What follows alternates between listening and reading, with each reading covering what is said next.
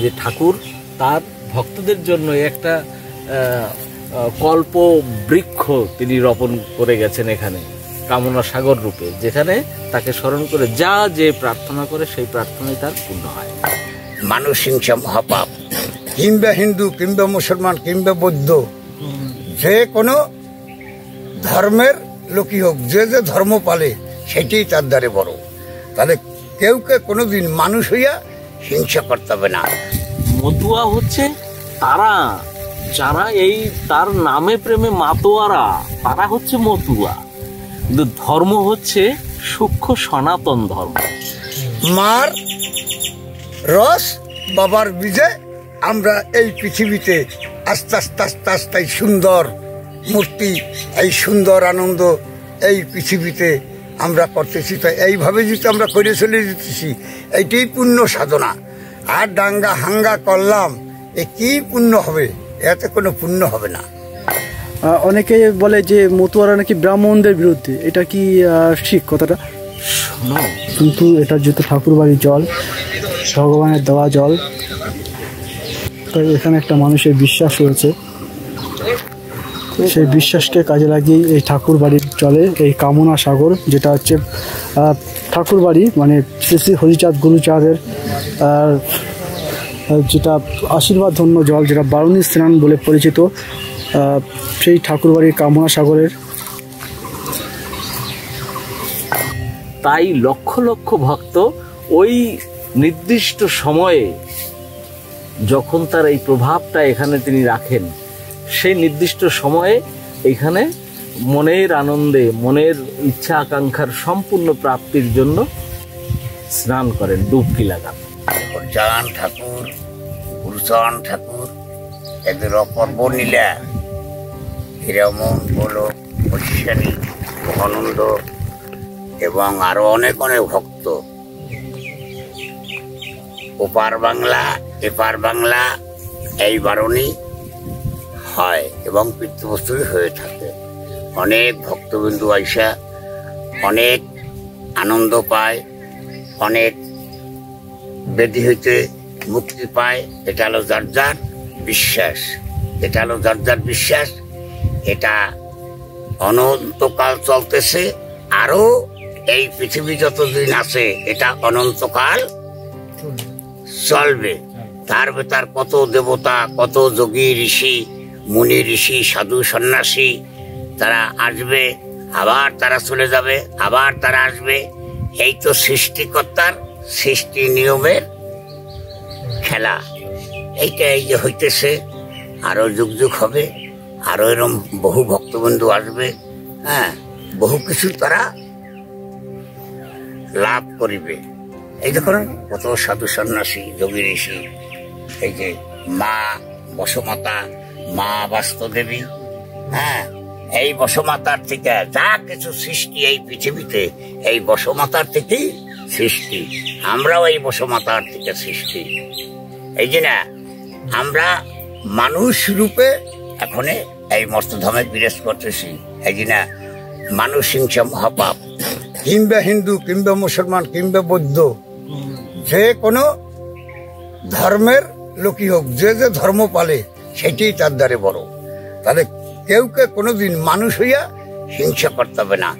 আমরা যারা পশু পক্ষী যা কিছু সৃষ্টি হয়েছে তার ইচ্ছায়, কিন্তু প্রত্যেকেই রস বীজে সৃষ্টি হয়েছে। আমরা মার রস বাবার বীজে আমরা এই পৃথিবীতে আস্তে আস্তে আস্তে আস্তে সুন্দর মূর্তি, এই সুন্দর আনন্দ এই পৃথিবীতে আমরা করতেছি। তো এইভাবে যদি আমরা করে চলে যেতেছি, এইটাই পুণ্য সাধনা। আর ডাঙ্গা হাঙ্গা করলাম, এ কি পুণ্য হবে? এতে কোনো পুণ্য হবে না। জয় গুরু। এই পৃথিবী ঠাকুর ভালো রাখুক এবং যার যার বাপ মা, যার যার পূর্বপুরুষ, যার যার গুরু ভালো রাখুক, আমারও ভালো রাখুক। আর মা বাস্তুদেবী সব সন্তান কোল জড়াইয়া রাখুক। এইটি আমার মা বসুমাতার ধারে, স্বর্গদেবীর ধারে প্রার্থনা। ওং শিব। ধয় ল্যাংটা, ধয় ল্যাংটা। অ্যাকচুয়ালি আমরা বারুণী স্নানটা কেন করবো, মানে কেন করা হয়? পূর্ণ ব্রহ্ম শ্রী শ্রী হরিচাঁদ ঠাকুর তৎপুত্র শিবাবতার মহাকাল গুরুচাঁদ ঠাকুর, এরা এসেছিলেন এই জগতে জগৎ মঙ্গলার্থে। যখন যখন এই জগতে সাধু সন্তদের উপরে অত্যাচার নেমে আসে, যখন ত্রাহি ত্রাহি রব ওঠে, তখনই অবতারের অবতারণা হয়। হরিচাঁদ ঠাকুরও এই অবতারেরই অবতারণা করে গেছেন। হরিচাঁদ ঠাকুর, গুরুচাঁদ ঠাকুর পিতা পুত্র মিলে হচ্ছে এই হরি অবতার। তিনি এই জগতে আসার পরে জগতের মঙ্গলার্থে যে সকল কর্ম তিনি করে গেছেন, তার মধ্যে শিক্ষাকে তিনি সর্বাগ্রে প্রাধান্য দিয়েছেন। মানুষ শিক্ষিত হলে সভ্য হয়, চেতনা জাগে, মানুষের মতো তারা এই জগতে বসবাস করতে পারে। এই জন্য শিক্ষা তিনি আগে দিয়েছেন, তারপরে দিয়েছেন ভক্তি এবং সম্পূর্ণ একটা পরিপূর্ণ জ্ঞান দিয়ে সংসার ধর্ম পালনের মাধ্যমে ঈশ্বর চেতনায় জাগ্রত হওয়া, এই নীতি তিনি ভক্তের মাঝে দিয়ে গেছেন। দ্বাদশ আজ্ঞা রূপে সেটা ভক্তরা পালন করে। এই দিয়েই মতুয়া ধর্ম একটা গাথা। তার মধ্যে এই কামনা সাগর, এই যেটাকে কেন্দ্র করে প্রতি বছর সারা বিশ্ব থেকে লক্ষ লক্ষ ভক্ত এখানে উপস্থিত হয়। এই কামনা সাগর হচ্ছে এই জাগতিক জীবনের ইচ্ছা আকাঙ্ক্ষা, মানুষের আশা নিরাশার একটা বিরাট পার্ট। হরিচাঁদ ঠাকুর তার ধর্মের মাধ্যম দিয়ে এই কামনা সাগর সৃষ্টি দিয়ে গেছে। এইখানে স্নান করে হরিচাঁদ ঠাকুরকে স্মরণ করে তার ভক্তরা যা যা মনোবাঞ্ছা রাখেন, দয়াল সকলের সকল মনোবাঞ্ছা পূর্ণ করেন। তাই লক্ষ লক্ষ ভক্ত ওই নির্দিষ্ট সময়ে যখন তার এই প্রভাবটা এখানে তিনি রাখেন, সেই নির্দিষ্ট সময়ে এখানে মনের আনন্দে, মনের ইচ্ছা আকাঙ্ক্ষার সম্পূর্ণ প্রাপ্তির জন্য স্নান করেন, ডুবকি লাগান। এটা আমরা জন্ম অন্তর থেকে যখন হরিচাঁদ এসেছেন, তারপরে গুরুচাঁদ ঠাকুরের যখন ভক্তরা এটা নিয়ে ঠাকুরের কৃপা নিয়ে আলোচনা বা বিভিন্ন পরিকল্পনা করেন, তখন এই কামনা সাগরের সৃষ্টি হয়। হ্যাঁ, যে ঠাকুর তার ভক্তদের জন্য একটা কল্প বৃক্ষ তিনি রোপণ করে গেছেন এখানে কামনা সাগর রূপে, যেখানে তাকে স্মরণ করে যা যে প্রার্থনা করে সেই প্রার্থনাই তার পূর্ণ হয়। এই হচ্ছে কামনা সাগরের মাহাত্ম্য। আচ্ছা আচ্ছা আচ্ছা। কামনা সাগরের জল কত পরিষ্কার চকচকে জল ছিল, সেই চকচকে জলটা আর নেই। দেখুন, চকচকে জলটা আর নেই, কারণ এত মানুষ এই জলে স্নান করেছে, যার ফলে জলের কালারটা পুরো নোংরা হয়ে গেছে এবং জলটা পুরো নীল হয়ে গেছে। যেটা জলের মধ্যে দেখতে পাচ্ছি অনেক প্রচুর পরিমাণে প্লাস্টিক বজ্র পদার্থ রয়েছে।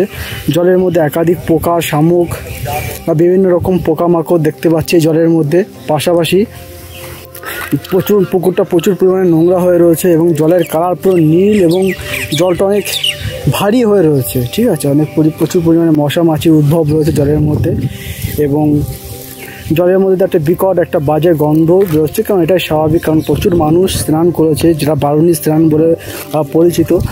যে মতুয়া ধর্ম বা বিশ্বাস, যারা মতুয়া ভাইরা আছেন, যারা এটা বিশ্বাস করেন যে এই জলে স্নান করলে নাকি তাদের মনস্কামনা পূর্ণ হয়, তাদের ভক্তি শ্রদ্ধা বা তাদের যেটা আধ্যাত্মিকতা সেটা লাভ করা যায়, বা এই জলে স্নান করার ফলে অনেকে যাদের যে সমস্ত দম্পতির সন্তান হয় না, তাদের সন্তান হয়, অনেকে অনেক বড় বড় রোগ ব্যাধি ভালো হয়, যার ফলে এই জলে প্রচুর মানুষ বারুণী স্নান করেছেন। এবং জলটা দেখুন, এত পরিমাণে মানুষ স্নান করে জলটা পুরো নোংরা হয়ে গেছে, তবুও মানুষের তো বিশ্বাস জলটা যতই আমি একটু আগে এখানকার মানুষের সাথে জিজ্ঞাসা করছিলাম যে এই জলে কি স্নান করার মতন উপযোগী আছে বা এই জলটা কি আর স্নান করা যাবে কিনা।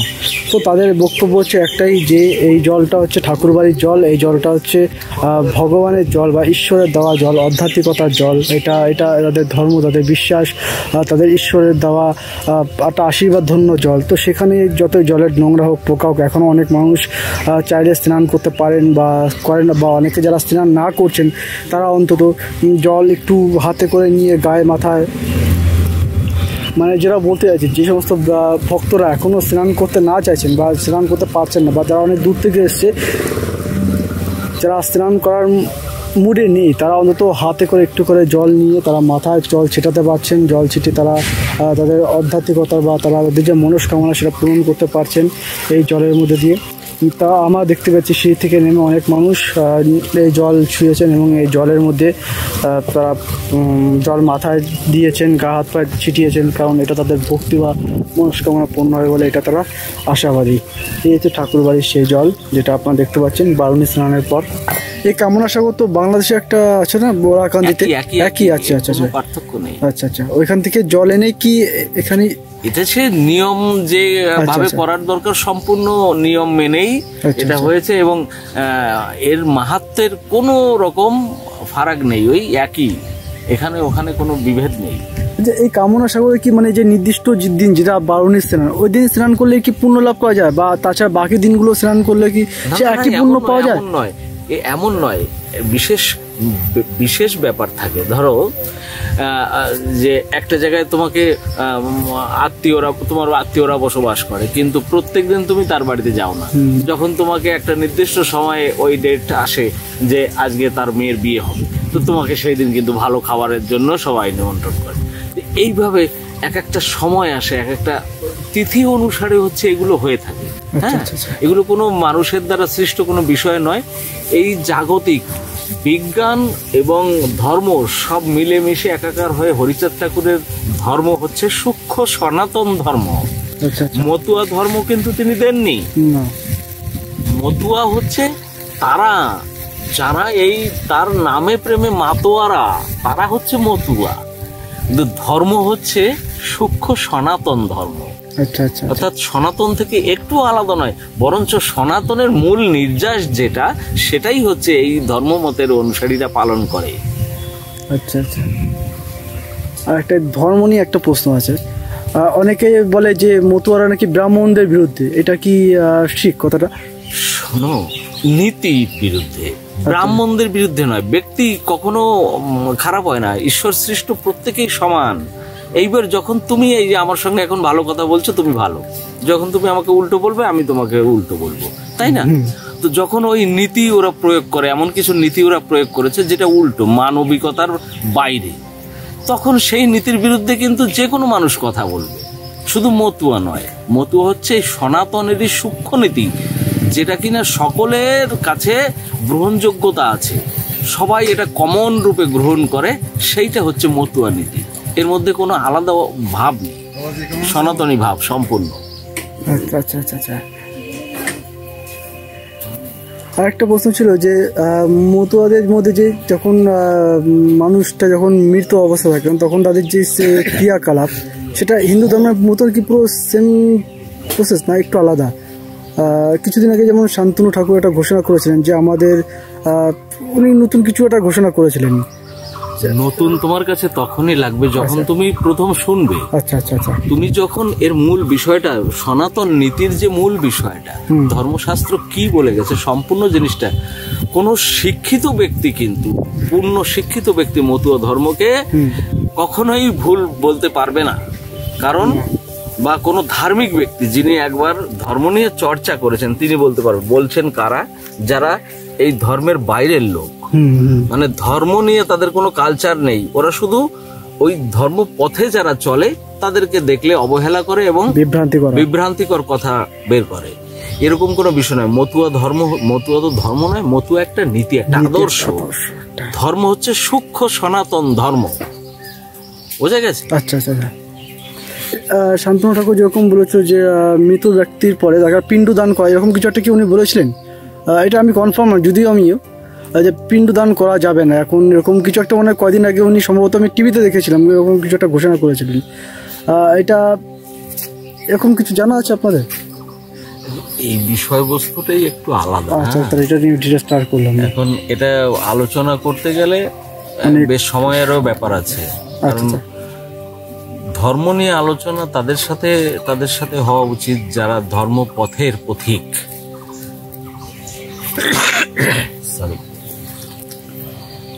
কারণ একটা তুমি স্বাভাবিকভাবে একটা প্রাইমারি স্কুলের ছাত্রের কাছে যদি একটা 11-12 কোনো একটা ইংলিশ বইয়ের গল্প বলো, সে কি সেটার বিষয়বস্তু বুঝবে? বিষয়বস্তু বুঝবে না। তো এইভাবে বোঝার জন্য অন্তত ন্যূনতম জ্ঞান থাকার প্রয়োজন আছে। তো ধার্মিক ব্যক্তিদের সঙ্গে ধর্ম আলোচনা করে যে শান্তি পাবে তুমি, কখনোই ধর্মপথের পথিক যারা নয় তাদেরকে বোঝাতে গেলে তোমাকে প্রচুর কষ্ট করতে হবে। প্রথম দিকে সে তো একদম মানতে চাইবে না, সেই বিষয়টা জানবেই না। এখানে ভক্তি মার্গের বিষয়, হ্যাঁ, যেখানে ধর্মপথ, ধর্মটা তুমি হরিচাঁদ ঠাকুর আজ থেকে 214 বছর আগে এই জগতে ভূমিষ্ঠ হয়েছিলেন। তাহলে আমার চোখে দেখার এটা বিষয় নয়, কিন্তু আমি তাকে আমার পূর্বপুরুষদের কথা, ধর্মশাস্ত্র দেখে, এই বর্তমান মানুষের পরিস্থিতি দেখে আমি সেটা মানতে বাধ্য হয়েছি। আমি মন থেকে তারা যেভাবে ভক্তি করেন আমারও মনে সেরকম ভক্তি উদ্রেক হয়। এই বিষয়বস্তু হচ্ছে যে ধর্ম আলোচনা সেই জায়গায় করা যায় যে জায়গায় আলোচনার পরিপ্রেক্ষিত তৈরি হয়। একদম। এখানে আমি এই সাধু বাবা উপস্থিত থাকাকালীন এ বিষয়ে আর বেশি কিছু আমি বলতেও চাইবো না। বাবা অনেক কিছু জানেন অনেক বিষয়ে, ওনাকে কিছু জিজ্ঞেস করলে ভালো হবে। আচ্ছা আচ্ছা, ঠিক আছে। আচ্ছা, আপনার নামটা একটু বলবেন? আমার নাম মনোজ মণ্ডল। আচ্ছা, আপনি কোনো পদে আছেন বা কোনো ধর্মীয় পদে? তো আপনি না এরকম কোনো পদ নয়, আমি ঠাকুর বাড়িতে একজন ভক্ত। একজন ভক্ত থাকি ঠাকুর বাড়িতে, ঠাকুর বাড়ির ভেতরে কাজ করি। আচ্ছা আচ্ছা, মতুয়া মহাসংঘ যে অফিসে আমি থাকি। ঠিক আছে।